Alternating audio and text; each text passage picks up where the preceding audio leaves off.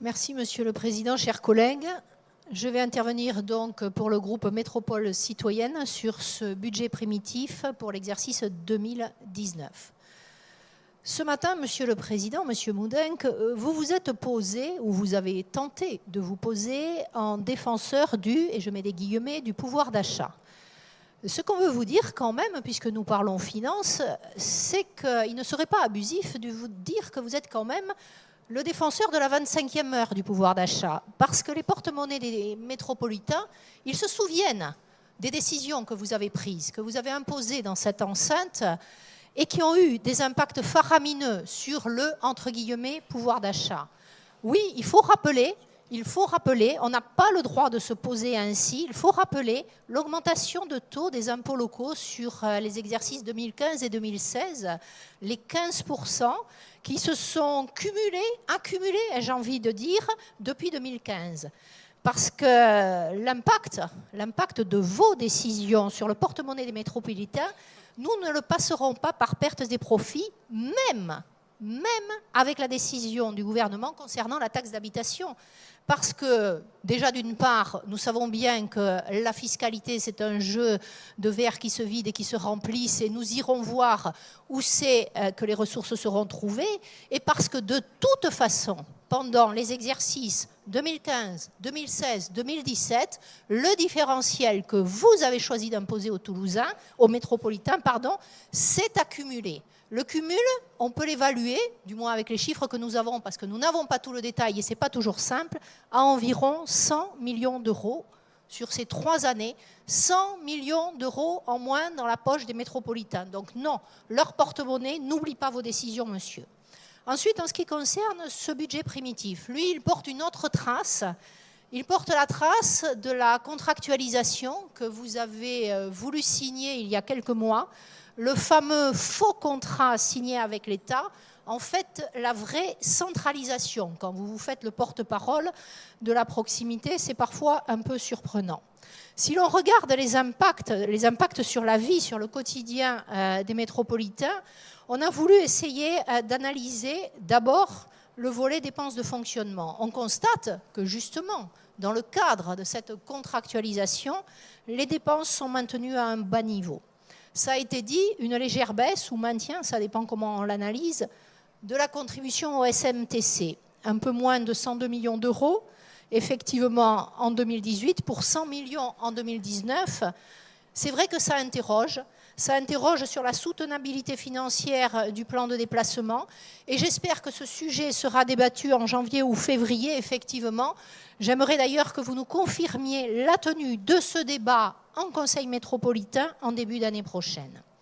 Si on regarde de façon plus précise les dépenses de fonctionnement par compétence, nous, on a été très surpris, parce que quand on regarde les documents que vous nous fournissiez dans le passé pour examiner ensemble les budgets primitifs, dans les 20 premières pages, en gros, vous nous mettez des comparaisons avec les budgets primitifs précédents.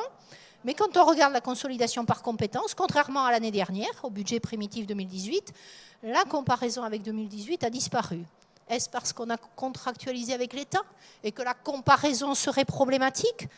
Alors du coup, on a réouvert notre budget primitif 2018 et on a tenté de faire ce que vous auriez pu faire pour que les élus métropolitains soient éclairés, c'est-à-dire qu'on a comparé les évolutions du budget primitif 2018 au budget primitif 2019. Et c'est édifiant, c'est édifiant. Je vais vous prendre quelques exemples. Page 19 de votre document, sur la ligne habitat, vous mettez 1,16 million. L'année précédente, c'était 1,29 million. L'année encore précédente, 1,45. On est effectivement dans une baisse de 20% en 2 exercices. C'est là que vous vous alignez pour la contractualisation, Monsieur le Président. La voirie à l'identique, une baisse également. Alors en pourcentage, elle est moins importante, mais on passe de 31,91 millions à 30,47, puis à 29,87. Une baisse, c'est là. Quelle est la contractualisation avec l'État? La propreté, pareil. Une baisse d'un peu plus d'environ 45,6 à 45.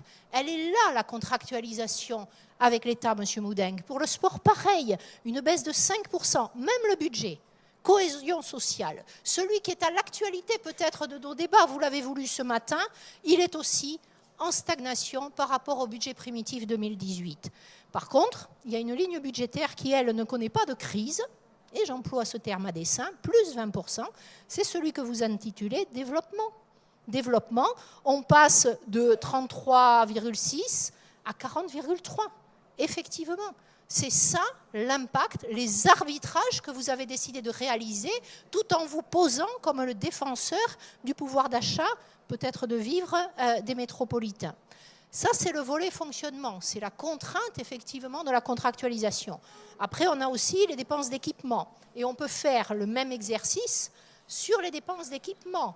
Et la tendance est de même type, même si c'est plus complexe à comparer, puisque les investissements, bien évidemment, et nous en sommes conscients, s'échelonnent sur plusieurs exercices. Donc on ne vous fera pas la même démonstration, mais sur un grand nombre de lignes, habitat et cohésion sociale, moins 10%, voirie, effectivement, une baisse de 8 millions d'euros, déplacement à l'identique, bien supérieur à la baisse de la subvention pour le SMTC. En synthèse, les investissements pour le quotidien des habitants sont en baisse. Baisse du fonctionnement pour le quotidien, baisse des investissements pour le quotidien. Donc oui, on peut légitimement se poser des questions.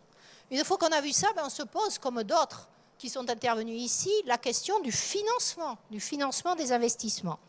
Alors, certains ont indiqué que, M. Briand, si j'ai bien noté, l'emprunt est à un niveau élevé mais maîtrisé. Et tout ça, c'est des paroles, M. Briand. Après, il faut regarder les chiffres quand même un petit peu. Nous, ce qu'on constate, c'est que le niveau de l'investissement, il est maintenant sur les rails. Vous avez engagé des projets. Donc, une fois qu'on a commencé à régler des projets, il va falloir aller au bout. Et donc, en fin de compte, on a lancé une machine qui, pour un grand nombre de lignes, ne pourra pas s'arrêter. Nous, on considère qu'effectivement, le niveau de l'investissement et la baisse de l'autofinancement nous conduit à un endettement, et j'emploie là encore le terme à dessein, inexorable. Et c'est pour ça que nous avons voulu faire l'effort de regarder l'évolution de l'endettement depuis le début du mandat et la dégradation de la capacité de désendettement, parce que ça, il faut aussi qu'on se le dise. Quand on regarde l'endettement de Toulouse Métropole consolidé, c'est-à-dire le budget principal plus les budgets annexes, depuis 2014, il a été multiplié par 2. On est passé de 664 millions d'euros à 1,172 milliard, vous l'avez dit vous-même. Et la capacité de désendettement, là, vous ne nous la mettez pas. On est obligé de la calculer. Et on doit aller chercher les chiffres où on les trouve. Nous avons pu calculer la capacité de désendettement sur le budget principal, parce qu'effectivement, l'épargne brute, nous l'avons pour le budget principal. Pour les BP, les budgets prévisionnels 2018 et 2019. Nous, on ne trouve pas la même chose que vous, monsieur le Président.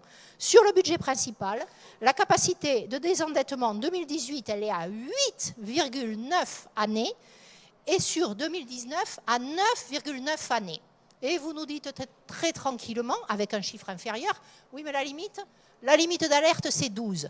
Mais quand on reprend le CA 2015, vous écriviez que la limite d'alerte de la capacité de désendettement, c'était 10 années. Eh bien, on y est à la limite d'alerte de la capacité de désendettement, Monsieur le Président et Monsieur Briand. Et c'est ça le vrai problème. Vous nous indiquez on est en ligne, mais on est sur une ligne ascendante de la dégradation de l'endettement de notre collectivité. Et ce qui est gravissime, c'est que tout cela obère l'avenir, c'est-à-dire après 2020. Donc, ce que je peux vous dire, c'est qu'en fin de compte, ce budget primitif, qu'il s'agisse du volet fonctionnement, du volet investissement, des conséquences sur la dette et la fragilité financière de notre collectivité, c'est un budget qui ne répond pas aux besoins des citoyens de notre métropole. C'est un budget qui est le fruit d'une politique d'investissement non maîtrisée. On a quand même eu 35% d'augmentation de la PPI pour ceux que nous en connaissons, et c'est vrai que M.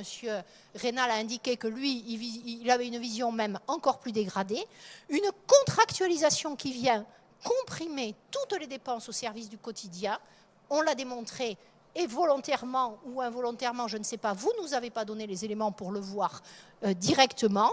Et puis, je vous rappelle, parce que nous ne l'oublions pas, malgré la hausse d'impôt de 15% de 2015 et 2016. Alors les efforts, ils ne sont pas imposés à la collectivité, ils sont imposés aux métropolitains. Et tout ça pourquoi ? pour financer des grands projets comme le PEX. Et presque nous, on se féliciterait que la LGV n'avance pas, parce que ça nous évite effectivement de dégrader encore plus les finances de la collectivité. Donc un budget d'austérité basé sur la contractualisation, la double peine, avec la croissance des 15% des impôts locaux qui ont impacté effectivement le porte-monnaie des métropolitains, la baisse des services, c'est annoncé dans vos lignes, tout ça pour plaire à M. Macron, pour soutenir un programme d'investissement colossaux, voire dangereux, axé sur ce que vous appelez l'attractivité et non la proximité et la solidarité, que nous avons le devoir, normalement, aujourd'hui encore plus qu'hier, de mettre en place.